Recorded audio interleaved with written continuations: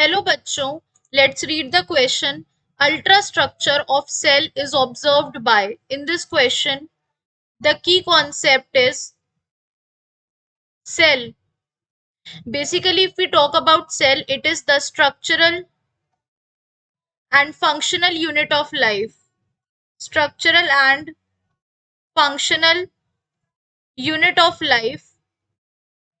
Unit of life. Basically, it is nothing but a mass of cytoplasm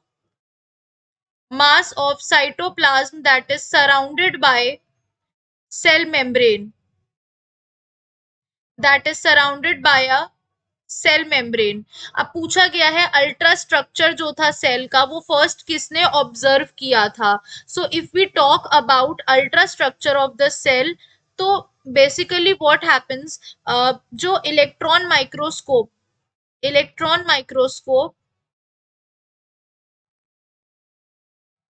it is a type of microscope जो क्या use करते हैं, electrons use करते थे to create an image.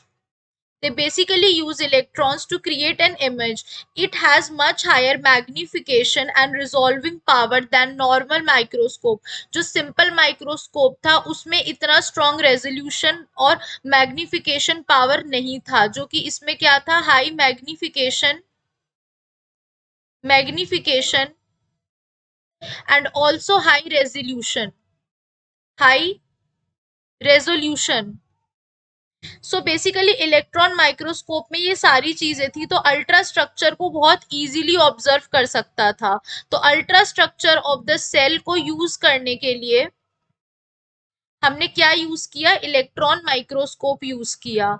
अब यहाँ पे हमसे कह रहा है सिंपल माइक्रोस्कोप, तो बेसिकली सिंपल माइक्रोस्कोप सिंपली एक मैग्नीफाइंग ग्लास होता था जिसमें double convex lens with short focal length होता था। तो ये हमारा रॉन्ग हो गया। लाइट माइक्रोस्कोप जो होता है it is actually a laboratory instrument and these are basically helpful in visualizing fine detail of an object. Fine detail of an object, तो ये भी हमारा रॉन्ग था। Next is are what is phase contrast microscope. तो basically what does it do, it is an optical microscopy technique. It is an optical microscopy technique थी जिसके through हम क्या कर रहे थे, ट्रांसपेरेंट स्पेसिमेन को ब्राइटनेस चेंजेस देते थे इमेज में।